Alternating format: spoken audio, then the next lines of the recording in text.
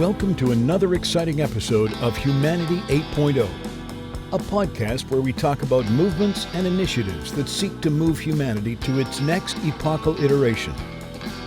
This podcast is brought to you by Witlingo.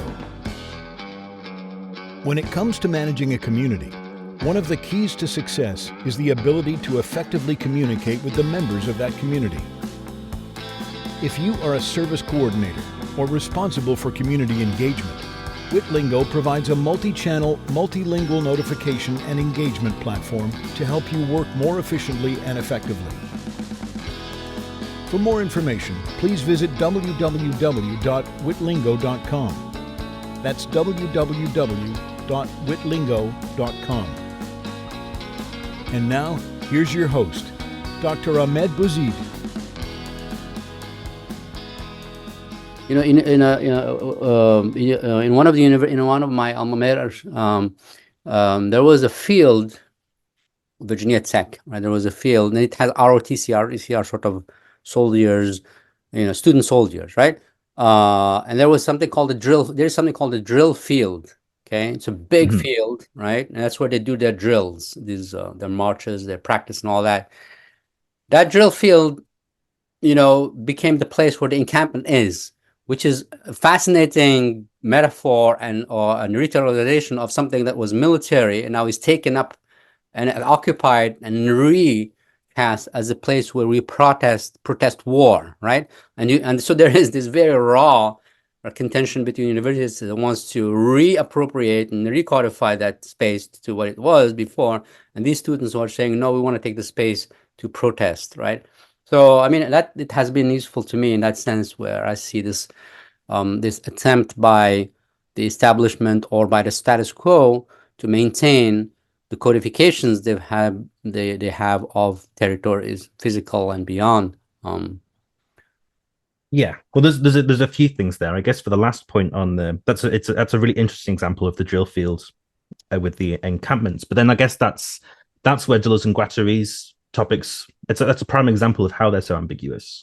What you have there maybe is a militaristic coding initially, and then a changing where it's a place for political militants, and those two things being distinct while sharing a language. But there is always this, what is emphasized then, and I think should be emphasized and is emphasized for Deleuze and Guattari, is that there's two versions of militancy there. One is very much this a place of discipline, of kind of state discipline in a way, and the other is one of dissent, and a demand for change, and I guess a sort of experimentalism. And I think that's the other thing for talking about free speech on campus, where I don't think personally anyway, I don't think the ideal goal isn't that there is complete free speech where everyone can speak their mind. I guess the point is that when students have protested anti-LGBTQ speakers, it's well, what is it that they're denouncing? Those speakers themselves, they're denouncing an outlet for social experimentalism, and they're attempting to, that they're suggesting that all of that kind of discourse is tied up in these narratives that Deleuze and Guattari are repeatedly and insistently critical of, which are, I guess, what is often called on the right, these traditional family values. And the family for Deleuze and Guattari is the prime mechanism of reterritorialization. And I guess kind of outlined that before of how the family's changed, but it's not just that that's related to the family values. That's very much where the family is so integral for them, because it is this kind of space where we are, it's a space of social reproduction, not just biological reproduction. The family is where we reproduce our social ideals. Yeah, and values, And so I guess that, for Deleuze and Guattari, I think, and especially I think also for students who are engaged in these political discussions, the goal would never be this kind of, it's a false equivalence. It's not. There's no sense of an egalitarianism where someone can say Hitler was bad and someone can say Hitler was good, and then everything's fine. It's, well, no. What does Hitler politically represent? How was that embroiled in? What is that context? Well, that context is the repression of bodies of people, of a kind of stringency to be a static thing, We are, Hitler's thing of like, what is a true Germany? Who are the true Germans? That's the opposite of freedom. And so there is this, what the fight in general is we have to retain these spaces of social experimentalism, and a free speech that denounces that isn't free. It's a contradiction in itself. So I think it's it's a tension. It's a difficult one, but then that's what Deleuze and Guattari's thought is so useful for. Both sides of this divide of a social experimentalism, and that experimentalism being that we were civil society is not a fixed thing, and it's something that can always be bettered. As soon as we engage in, we utilize and appropriate the language of freedom to denounce that more general freedom, we're in trouble. And those two things don't cancel each other out. Deleuze and Guattari say this in Anti-Oedipus: nothing has ever died of its contradictions.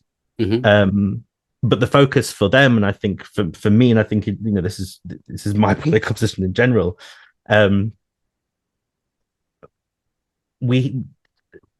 society is kind of worth nothing if it can't retain its own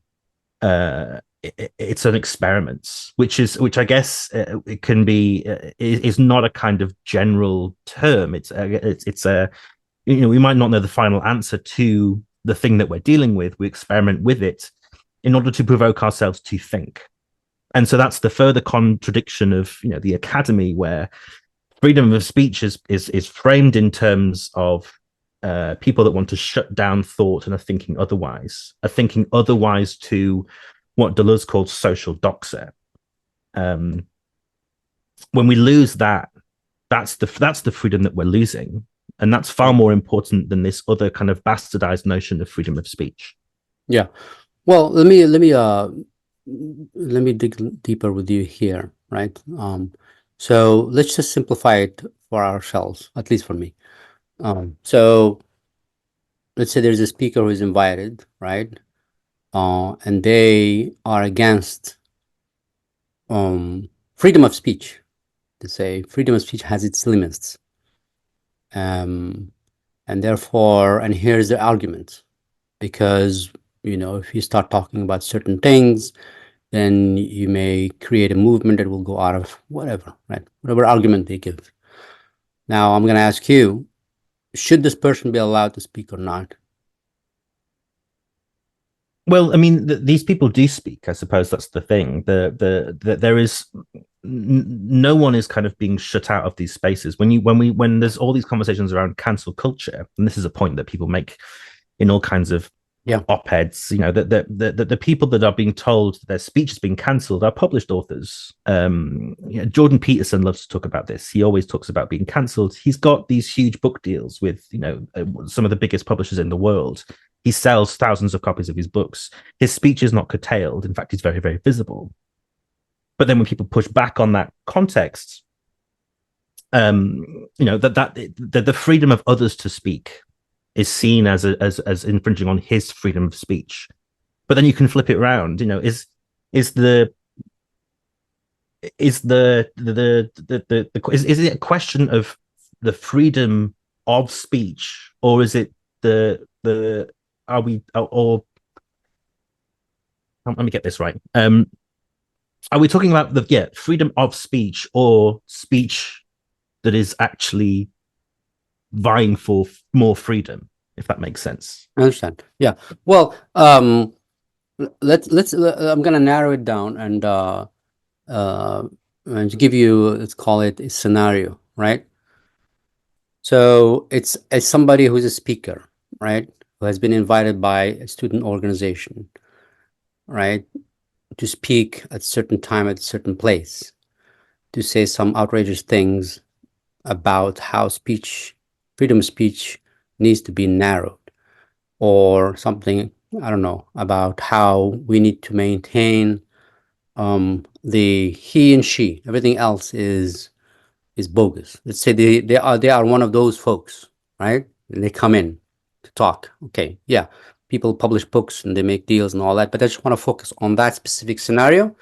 And I want to ask you, do you think that it's appropriate for the students to boycott, to And I don't have a feeling either way. I see both sides, to be honest with you. I'm very much like this. This is destructive what this guy's about to say, but at the same time, I'm thinking, so what he says, whatever he says, what I'm concerned about is the ethos of the students, as opposed to what happens in the greater society. The ethos of the students who now have in them this notion that this speech is transgressing at a meta level, right?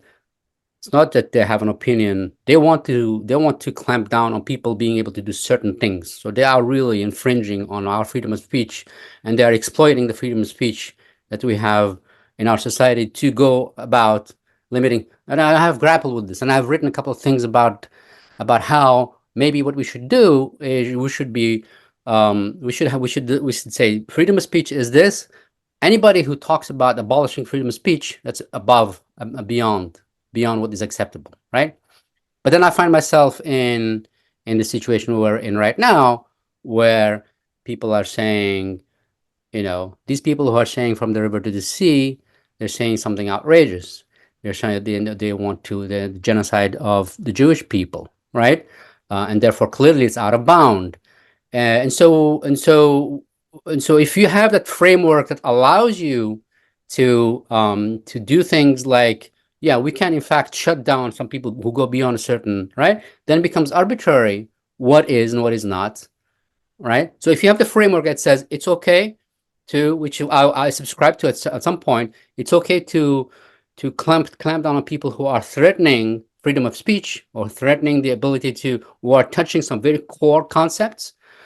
Then the question becomes, who defines what is a core moral right and wrong? These people are calling from the river to the sea a genocide, but clearly the people who are saying it mean something completely different. They're not anti-Semitic. Half of the people who are saying it are Jewish, right? What they mean simply is that from the Jordan River to the Mediterranean Sea, the Palestinians should be free. It doesn't mean anything beyond that. And yet that is redefined, right? And since you have the apparatus, right? It's called the apparatus of, okay, we can declare that to be beyond the pale, and therefore you have the op-ed of that lady who's saying this is beyond the pale. We cannot allow that freedom of speech. We are for freedom of speech, but to a certain extent. So how do we resolve that? How do we, if we were to go full force and say what the hell you want, even if it's like destroy everybody, destroy the system, say it. We'll let you say it, right? And then let's see where the chips may fall, right? So that's sort of something I'm struggling with, and I just want to, since you are a thinking person, I just want to just see if I can get something out of it from you. Yeah, I think this is where we can come back to this understanding of territory that Deleuze and Guattari have. Yeah. Because people do say these things. You can look on social media as this kind of open forum, and it's. This is the quality of this. Freedom of speech. Who's wanting to abolish freedom of speech? No one's wanting to abolish freedom of speech. We have more speech now than we've ever had before, in a sense of everyone can put their position online, and people talk about in day-to-day life, people talk and say whatever they want to say. But is the campus, when we talk about the academy and this debate of freedom of speech on campus, then there is this this tension between, well, is the academy just another part of general social civic life? Mm-hmm. Or is it, a territory? Is it that? This is the thing I think for students that want to reject people that come onto their campus and say these things that they don't agree with. It's not that they're not thinking about it. It seems that they've already thought about it. They don't want it in their home, which campuses are for many students. Interesting. And I think that's these people that are coming in and giving these speeches, I don't think that it's even for them as themselves. It's not a question of free speech for them either, as if to say that they're just coming to a place neutrally to give their side of an argument. Mm-hmm. Who are they being encouraged to come there by? It will be by, the students aren't inviting these people themselves. They're being invited by higher management. And we've already discussed, how there's that tension there where you have, this is a home for students. It's also a business. Mm-hmm. I think that's the kind of line that we're on, where the people that are declaring that they've been cancelled are simply representatives of sort of social doxa of state thought, who are coming in and disrupting and kind of decrying the actual experimental thought of a student body. And I think that's true. I mean, we can talk about the issue of gender, and it's the similar thing for, I think, Israel, Palestine. Yeah. What you have is, in order for us all to communicate, we need a kind of, and we have a kind of what Deleuze and Guattari call a Magitorian language. You have, we are English speaking in the UK, US. That's the sort of the pervasive shared common language. But we know that there is other languages and other ways of speaking that exist within there.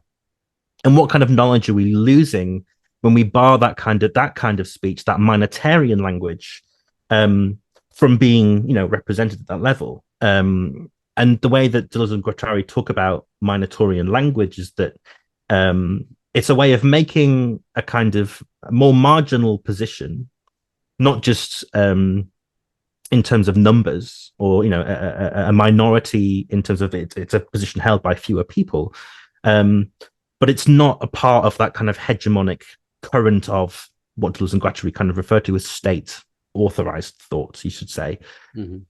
But to make an argument heard, those people have to speak in the common tongue. You have to be able to speak in a language that's broadly understood to make your own position heard. And one way of doing that is changing language. So we have, developments around people changing pronouns and wanting to use and find space for that other uses of language in a space that's broadly, with the common tongue sort of thing. This is kind of, they're very, very different examples, but this is kind of what we see also in people trying to vocalize support for the Palestinians and for the Palestinian people to speak for themselves. This is a and this is what Deleuze and Guattari talk about whenever they reference Palestine. There's a kind of particular, a sort of new version of colonialism that emerges when the state of Israel is founded. Previously, and they make the comparison often between European settlers in the New World in North America. In that version of colonialism, you kind of have, there's a meeting, there's a making contact with the other, with an Aboriginal people. And that contact it's that those people are, there are massacres and there are genocides, but there is predominantly a wanting to retain the position of the other so that they can be subjugated. Israel changes things where it's this, the intention here is fully to disappear the Palestinian people. Not just physically, though, I think the question of there being a genocide there, for me anyway, is kind of is undoubtable. But already for the past 100 years plus, there is an ideological attempt to disappear Palestine. Palestine never existed. These people never existed. They never had civilization. They never, Israel argues for itself that this land was a void and nothing was being used, and they came into an empty space. It's kind of the first modern colonial project to do that, and that's kind of what makes this a sort of a strange problem that we have now with Palestinian speech, not just of Palestinians themselves, but people that are supportive of their cause. Even just acknowledging the fact that they exist as a people is seen as this kind of, scandalous thing to say. But all the more reason then that that really shifts that, and that's a process of a freedom of speech. That's a core part of freedom of speech discourses. The same with the sort of the discussions and the sort of discourse around gender. These people will say, I exist, these are how I like to refer to myself, this helps me understand my position in this world, as someone who maybe already feels I don't fit into a general understanding of man, woman, or whatever else. And the other side says, well, you just don't exist.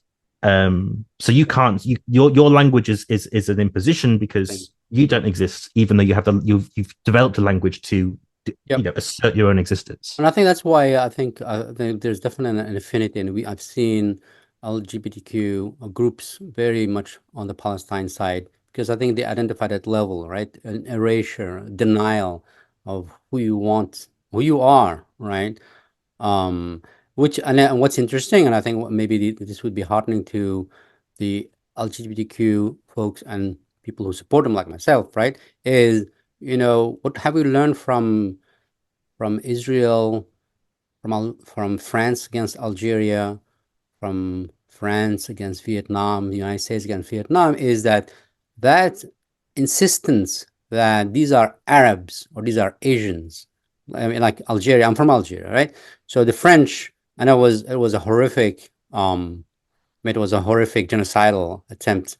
There's difference, you're right. But we were called Arabs or indigents, right? And there was a denial of this thing called Algeria, right? Because Algeria never existed really as such. There was the Ottoman Empire, there were regions. So, and there are people to this day who make the case that Algeria is a fabrication or a construction. And then the answer to that is every single country is a construction, obviously, right? At some point it was just fiefdoms, and at some point it was born, it was made, it was created, and so forth. And so why are you being selective in your designation of certain nations as being artificial and other ones as not being artificial, right? Yeah.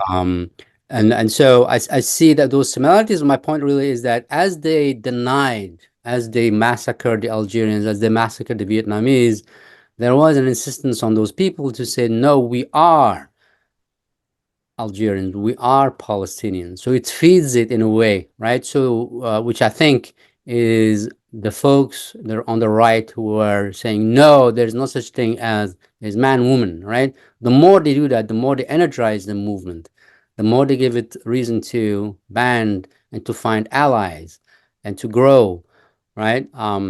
Which is sort of like the, I don't know, it seems to me there's a whole lot of stupidity, to be honest with you, and non-strategic thinking by powers, right? Centers of power. You see that happening today in the United States, right? It's just stupid what they're doing. Just stupid, stupid.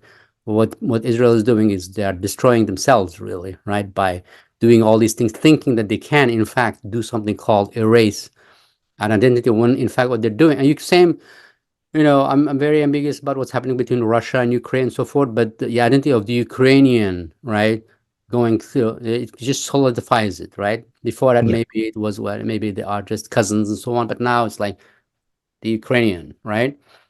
And the Russian just hardens it, right? Which that's an interesting, it's an interesting, we'll call it dialectic here that's happening. It feels to me.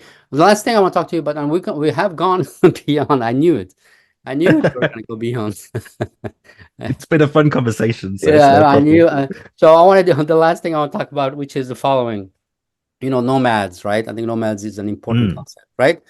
And then the reason why I think it's a useful concept here, at least it helps us crystallize an aspect of this, is these folks, the folks being the people who were born in the late 90s, early 2000s, have been called digital nomads. I don't know if you've heard that expression, digital nomads, right? These are folks who are not tied to a place, right? They go where the jobs are. They are comfortable wherever they are, right? They live with their smartphone. They live, again, it's not artificial. I really don't. I think those are tools that allows them to connect with each other a lot more than my generation did. We have to meet physically to be able to have a conversation. They have conversation constantly. So interestingly enough, right, it's building these social bonds. But they have been called digital nomads, right? So they are really nomads. They don't belong to a place. And I think I think at least at the visceral level, they do identify with folks who have been displaced from their home, right? Most Palestinians don't live in Palestine. They are in Lebanon or Syria, or in all these refugee camps, and they want to go back home, right? And so I think so what do you think about that concept in terms of how do we parse all of this, right? These who digital nomads who are creating a physical home in these encampments. And what's interesting is these encampments are actually real communities. I've visited a couple of them. They are communities, right? There's a whole process of getting food in. There's a whole ethos. They talk. They do things that are all about community, right? So nomads who are building these tents, which is really interesting, right? Because in Arabia, the nomad is constantly moving, right? And they build tents and then they move on, right? So all of that feels very much, I don't know, there's a whole bunch of stuff that seems to be gelling in a sense. What are your thoughts on that? Yeah. I mean, it's this. I think there's this fundamental notion that, yeah, when you go to to give yourself a home, there's kind of like it's kind of like a new understanding of home. That home is itself a kind of transient space. It's not a fixed place. And I think that's true of kind of everybody. I mean, and I think Deleuze and Guattari talk about this at length. And again, it's this, it's this notion of, goes back to their discussions of family. The family is not a fixed thing. We're very aware of how it changes, and it changes constantly and changes form. And yet we have this static idea, an ideal of what it is. Mm-hmm. And Deleuze and Guattari are kind of always reject that staticness, which because it's illusory. There's always this process of becoming, where you were kind of aware of how things can change. Now, the example of digital nomads is kind of, it shows that core tension within the internet in general. I mean, the early days, I guess we were talking about this right at the start. And I remember the very early days of the internet. There's all this excitement around it kind of being a playground, specifically around identity. And then we have this shift where the rise of social media, where that play hasn't really stopped, but we've re-territorialized that space. Yeah.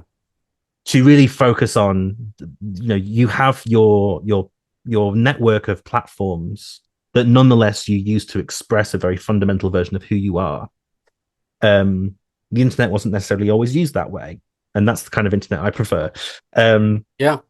But that's true and that sense of digital nomads, and people that work in tech that move around all the time.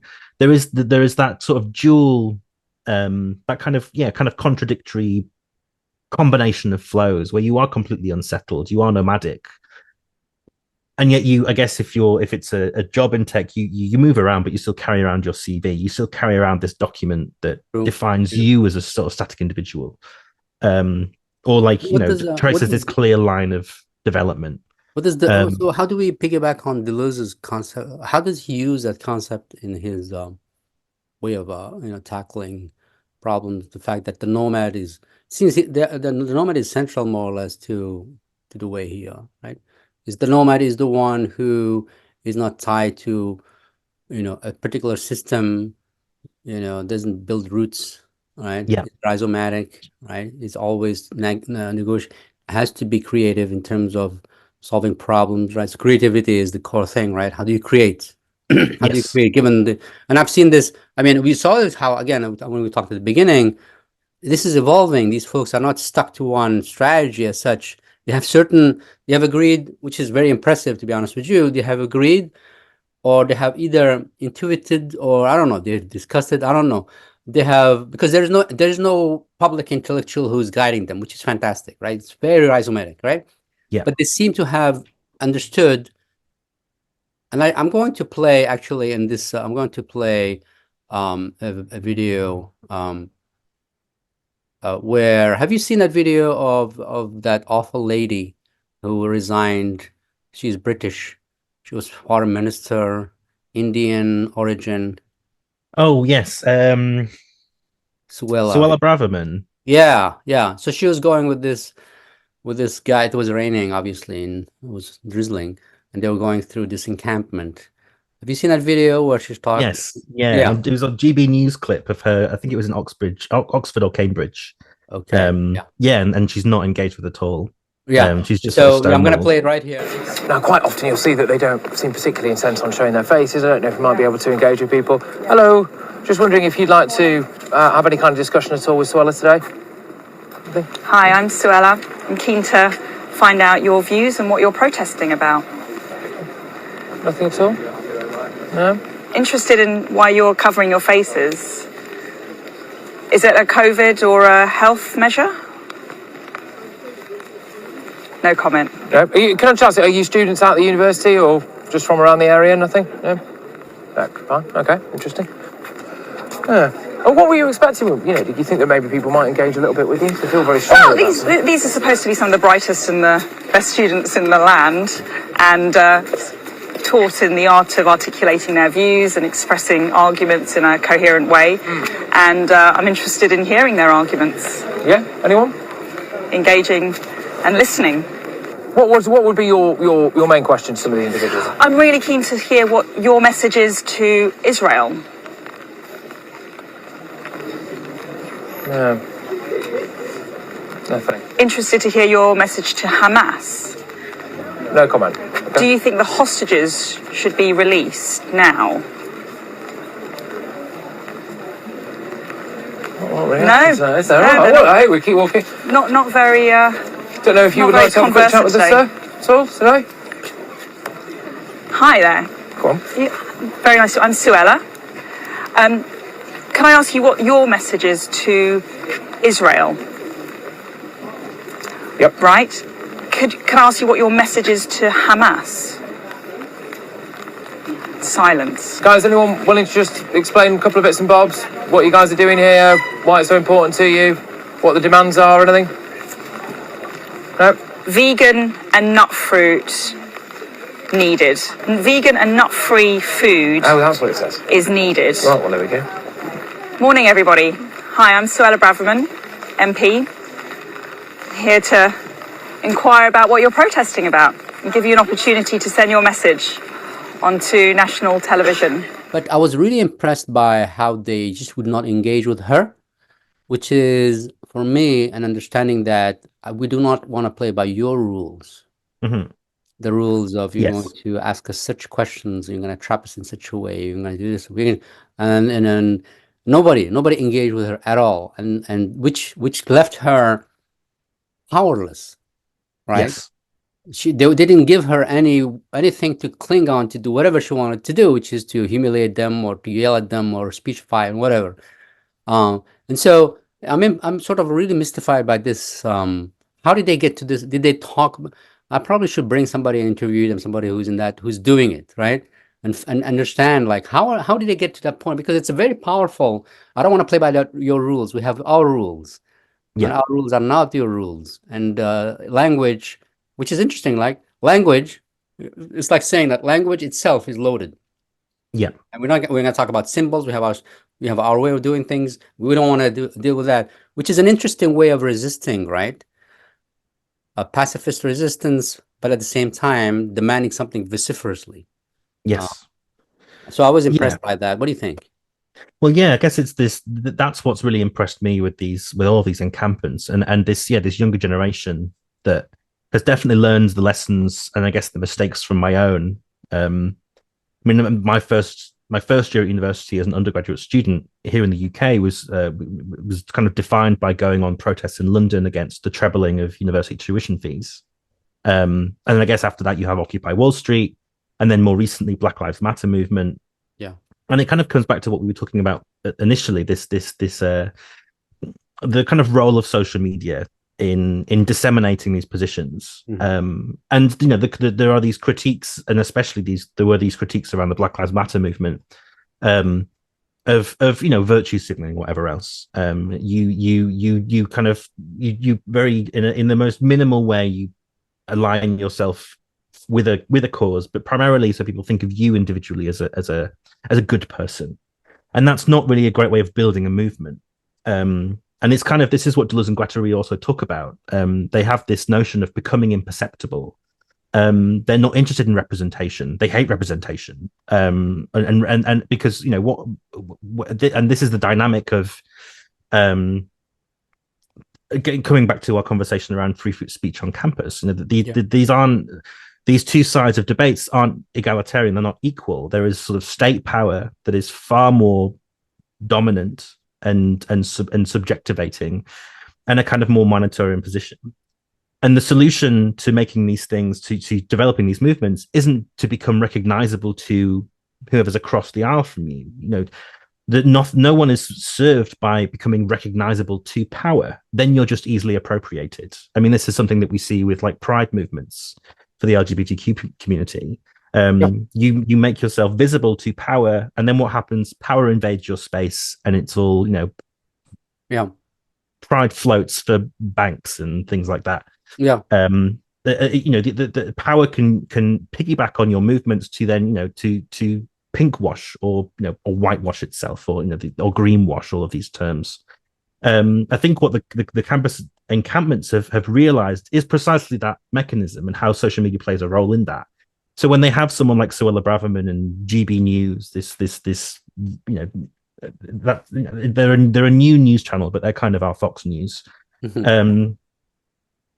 When they go and interview these people, and there's a lack of discipline, there's a lack of, everyone is seen as an individual. It only takes one person to misspeak, and who doesn't have, maybe isn't a sort of professional spokesperson, professional quote unquote, who isn't trained in engaging with with the media. It only takes them to then pull down and delegitimize the whole project. I think students have learned that they don't need to be recognizable to power. What they need is a spokesperson, and this is what they've found.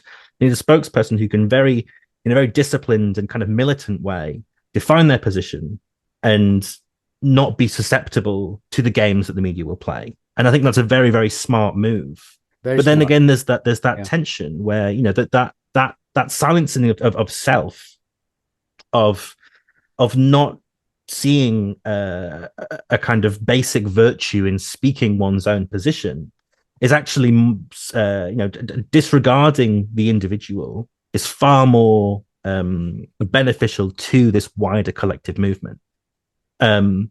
And I think that's a kind of example of this nomadism that Deleuze and Guattari talk about. You know, that is a kind of, it's strategy. It's knowing that you don't always have to be, you're not a fixed thing. You're not a representative of a movement. You're part of it. You're not a spokesperson. That's fine. You have a different role to play.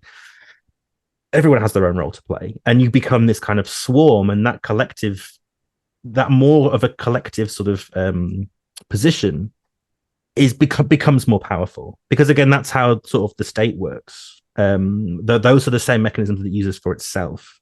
And in Israel Palestine, that's kind of what that's what's so detrimental to Israel at the moment. It's not learned that lesson.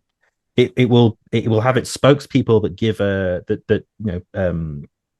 that have all the what they think are the right words and phrases for defending their position. The buttons to push. And then you've got like IDF soldiers on TikTok just showing depravity, and the you know, really contradicting that narrative of being the most moral army or whatever. That's really interesting what you just said. It's this very destructive for them, for their side, combination of a top-down narrative, and then you have these loose cannons, so to speak, literally, who are undermining that narrative that we are the most moral, right? And so I've been always like, I mean, that's why I wonder, like, why isn't there a directive from that top down that exists to these folks? These soldiers don't do that, right? And so maybe it's just too hard to do, or these soldiers, they just need to be left alone to do their thing because whatever, right? But yeah, I mean, there's something definitely here to learn. And what is really fascinating is that, first of all, didn't feel it was planned. Again, it wasn't like there was a sit down and some committee decided we have to have this strategy, and then let's start with these campuses here and there, and let's start with Columbia. I think it just started, again, very rhizomatically. It started somewhere and it was copied, right, by some other movements. And I wonder, you know, and again, maybe again, I need to go and just do some basic research and talk to people and to just get a sense of how did they get to this point where they figured out that engaging is not what you want to do. You want to focus on your message. You don't want to play by the rule of their games. How did they get to that point? It's going to be a fascinating thing to figure out, to understand. It could have been just an emergent property, because of the ethos, their ethos, right? They communicated with each other through the phone and so forth. So there's definitely communication happening all the time, right? The logistics of it, all the meals that are brought in so that these folks eat, and all of that is happening. And yet at the same time, and maybe that's because of that kind of constant conversation that's ongoing, they've managed to figure out a way to resist that is enduring, right? That is, I think, scalable also, right? Mhm. All right. It seems like it's going everywhere, which is amazing. Now the question is, will the labor movement learn from that? Will other movements learn from that, right? And I think they should, because what frustrates me the most is there are so many, for example, so many organizations to defend Muslims and Arabs in the United States, but they are so rigid and top down. They need to have a budget, and then you have a director, then you have a committee. Everything moves slowly. They need to be polite in their language. They need to be this, they need to be that.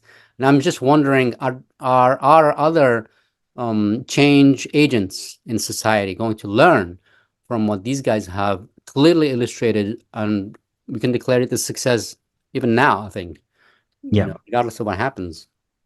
I mean, there's one that, this is probably even, this is the problem with Deleuze and Guattari's work in a way. There's so much to unpack, and maybe this isn't maybe this is a point for something for later for anyone that's listening as well. But there's comes back to that notion of the minoritarian, and I actually put this in my notes when I was preparing for the conversation today, because I think it's a wonderful summary, and it's loaded and it requires quite a bit of unpacking, but it's provocative maybe.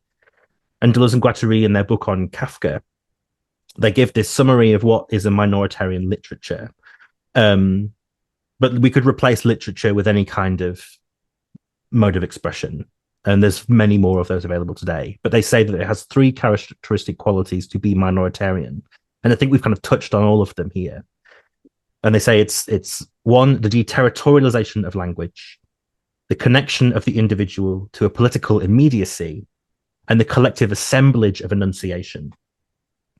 And that's kind of a very dense summary. But I think if there is a lesson that's been learned, and if Deleuze and Guattari are relevant to this present moment, I think that's what these campus encampments are kind of learning.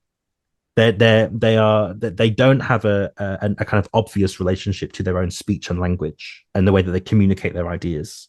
It seems kind of counterintuitive, but it's very powerful. And that's what makes it minoritarian. And that's what Deleuze and Guattari saw was essential for movements going forwards from sort of the late 20th century onwards. We kind of unlearned those lessons and forgot them, but I think they're coming back in a really interesting way. And it makes their work all the more relevant, I think, to political struggles of all kinds going forwards. Yeah, that's a great way of crystallizing, those three concepts there. I guess the last thing I would touch on is the following. Obviously, life goes on, right? So, and the state is not going to just give up and give in and dissolve, right? It's going to be interesting to see how they react to this, right? Right now they're trying to react in the old-fashioned way, which is clamp down, hurt. And the security state is like the CIA and all those agencies, right? Are constantly doing, acting, trying to undermine, trying to strategize. It's all about, for them, it's about strategy and action. And I'm just wondering how they are going to, first of all, I'm trying to understand it, right? How come we got to this point? And then it's going to be interesting how they are going to counter it, beyond simply sending agent provocateurs, because I think it's not working. These guys have built a wall, so to speak, around themselves, and they're not engaging in that way. It's going to be interesting to see what kind of creativity, because that's, like you said, right? They're both machines that are trying to, right? It's neither good nor bad. They're both using the same kinds of strategies to, to be creative about how to advance their own causes and so forth, right? It's going to be interesting to see that, because I think it's going to be something, this is something new. I believe it's something new. I think it's something definitely different from what happened in the 60s, even though at the high level, they look the same, right? There's a war and there's an economic situation, but I think back then, this is something I spoke with someone, and the topic was conspiracy theories, right? In the 60s, I think there was a middle class, right? There was definitely a middle class, and so they have some hope after things died down, to go back and to try to have a life, and they did, right? There were jobs and so on, right? I think right now it's a different situation. There's no middle class in the United States. I don't think there is. There's the working poor spectrum of them, and there is the mega, right? And maybe there is the nine, they call the 9.9% people who do have money and so forth, and usually those are extremely conservative in the sense of conserving the system. They may be liberal in their values and so on, but they really want to send their kids to the right schools. They want to buy the houses they need to buy. They want to be in the right circles. These are, we'll call, let's call them the Biden Democrats, right? The people who are vested in the system, right? But I think it's a different situation, to be honest with you, than the 60s. So I think what we are going to see are different strategies coming from the other side, so to speak, the establishment. And I wonder if they have the flexibility that is needed, because what's needed here is some kind of creative flexibility, not just harsh crackdown. That's not going to work with these folks, right? They just have nothing to lose, really. The environment is messing up, the economy, right? So it will just be more reaction from them. And since they are extremely sort of, let's call that, very flexible in terms of, in terms of the reaction to the system has to start being flexible. So I'm really interested in seeing what's going to happen. What do you think? Are you optimistic what do you think is going to happen next, like in the next few years? In terms of Gaza, at some point, I think that government is going to collapse. I think, they'll say, here, we've done this, and that. I think the mission of Israel, which was to just create a situation where these people are fleeing, I think that's going to fail. It's not going to happen. The world consciousness is going to allow that to happen. But what do you think the next 2, 3, 4 years, if there is any way we can even have a sense of what's going to happen? Yeah, I mean, I really hope that what has kind of really become a part of a kind of mainstream conversation around this situation sticks finally. Because what sort of struck me and kind of depressed me in terms of reading what Deleuze has to say about the Israel-Palestine situation is a lot of his essays are identical to the things that we're reading today. Yes, it's amazing. Yeah. There's nothing has really changed there. But I think it matters that this isn't a French philosopher writing in, these minor journals. And I guess maybe Deleuze did write for national newspapers, but the points that he was making and his analysis is mainstream now. And it wasn't just his alone, but you're right. Yep. But I think that but it also seems that Israel has kind of unlearned its own lessons. Another thing that's probably that can be mentioned here, which is fascinating, and it's one of my former lecturers at Goldsmiths, A.L. Weissman, who's an Israeli academic, and he lives and works in London, and has this. He's the sort of founder of this group called Forensic Architecture. They've done a lot of work using digital technologies to trace back, to analyze these kind of contextual situations. They had a video a few years ago using data to identify mass graves from the Nakba. It's fascinating work. Anyway, Eyal's written a few essays looking at, and this is from maybe 10 years ago, that the IDF, when training its soldiers, not just on the battlefield, but trying to train them how to think, would teach Deleuze and Guattari. They would use their work explicitly, which isn't to say that Deleuze and Guattari. I mean, that's the kind of the difficulty of how ambiguous their concepts are. They're very good at analyzing power, such that power itself can use their insights to strengthen its own case. Yeah. But Israel's kind of lost that now, and I don't think that the tables seem to have turned where Israel has leaned so far into its own sovereignty and defining itself as a sort of static, eternal thing. Right. Whereas it was previously more attuned to these Deleuze-Guattari understandings of flows and shifting and becoming for their own benefit. They've lost that. And the way that Deleuze and Guattari write about Palestine and the Palestinian cause is kind of that's spreading more, and those tactics are being used against Israel now in a way that I think is proving, at least at the level of kind of ideology critique, very, very effective. And so, yeah, if I have a hope, it's that sticks, and Israel as a project. I mean, I don't see how Israel can come back from this from the last Yeah. 8 months. It's gonna be difficult. But it has before, and I kind of like, so it's a tentative hope. I really hope it sticks. Yeah, But yeah. it's, they've been going for a long time now doing this sort of thing. Well, I just mean, hope that it doesn't happen again. The thing is that again, I come from Algeria, right? The French came into Algeria, or the Ottoman Empire took over in 1830. It took 130 years to get rid of those. Algeria was not a colony; it was part of the mainland France, right? So the notion that France would just take off and leave was just unthinkable. Even the last 10 years was unthinkable, right? And it happened, right? It happened because they just went too far, right? Mhm. You had, like, for example, one of the things early on in the 30s, 40s, if you want to be a full-on French citizen, you have to give up your Muslim religion. No Muslim is going to do that, period. And so they Yes. just didn't understand. Like, the indigens just give up their religion and you can be full. So that didn't happen. And the massacres in 1945, well, they killed, what was it, 45,000 Algerians within the span of like 3 weeks. You could do that then because there was no, I mean, Israel would have killed, if we were in 1945, whatever, they would have killed 500,000. And then maybe 3 months later, we'll hear about something bad happened, right? So anyway, so for me, there's hope. There's definitely hope. Things, my favorite movie is Taxi Driver, and there's this line where it says, things are the same, and suddenly there's change, Yes. Yeah.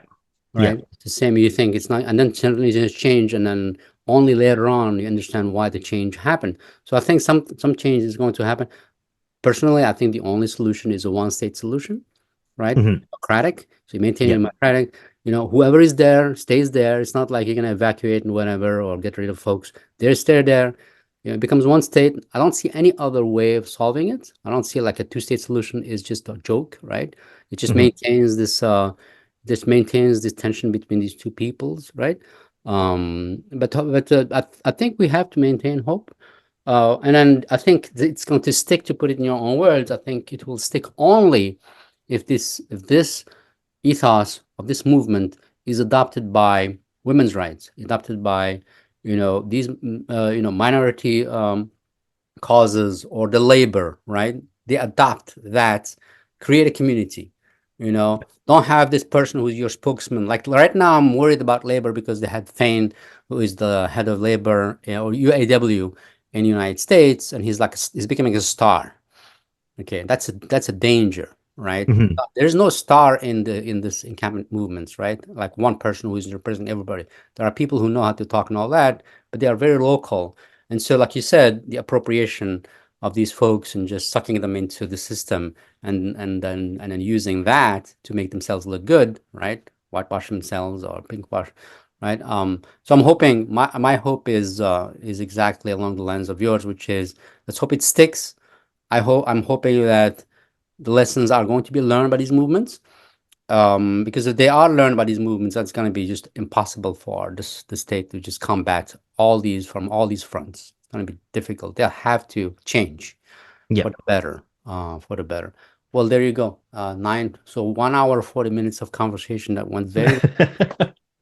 It did go very quickly. Anyway, I really enjoyed it, to be honest with you. Me too. It's been a pleasure to talk to you. So we will have in the notes of this, I'll probably be published in a week or two, right? We'll have links to your work, your 2 books.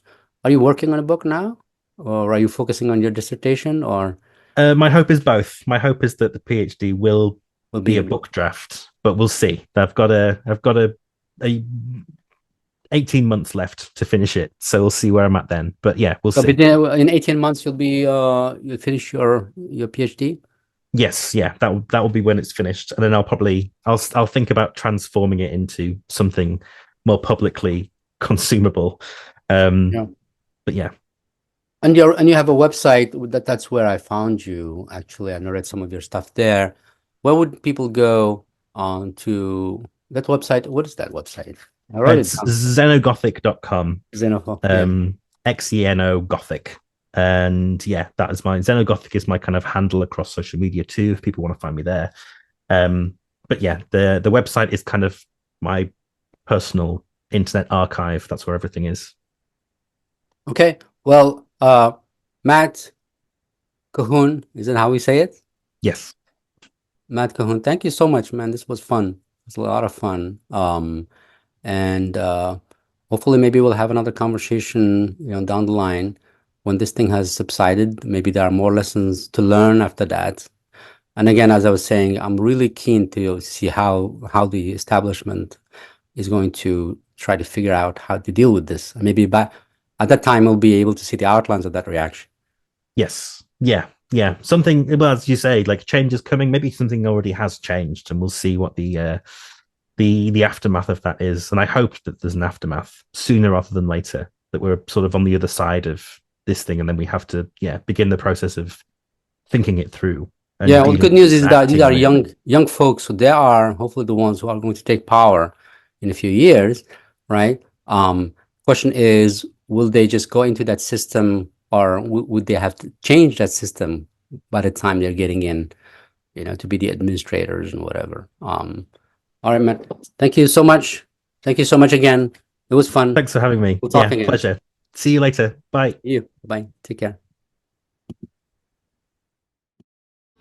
You've been listening to Humanity 8.0 with your host, Dr. Ahmed Bouzid, founder and CEO of Witlingo.